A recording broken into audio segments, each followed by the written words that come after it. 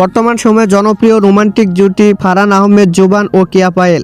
দিন দিন বাংলা নাটকের জনপ্রিয়তা বেড়েই চলেছে। সেই ধারাবাহিকতায় আবারও নতুন নাটক নিয়ে হাজির হয়েছেন জনপ্রিয় এই জুটি। নাটকটির নাম মনের দেওয়ালে। এই নাটকটিতে অভিনয় করেছেন বর্তমান সময়ের আলোচিত অভিনেতা ফারহান আহমেদ জুবান ও আলোচিত অভিনেত্রী কেয়া পায়েল। এই নাটকটি রচনা পরিচালনা করেন মাহমুদুর মাহিম। নাটকটি খুব শীঘ্রই ক্যাপিটাল ড্রামার ইউটিউব চ্যানেলে প্রকাশিত হবে। আপনারা দেখতে চাইলে অবশ্যই 29শে জানুয়ারি ক্যাপিটাল ড্রামার ইউটিউব চ্যানেলে চোখ রাখুন এবং নিয়মিত নতুন নতুন নাটকের আপডেট পেতে হলে অবশ্যই চ্যানেলটিকে সাবস্ক্রাইব করে রাখুন। পরবর্তী ভিডিওর জন্য অপেক্ষা করুন।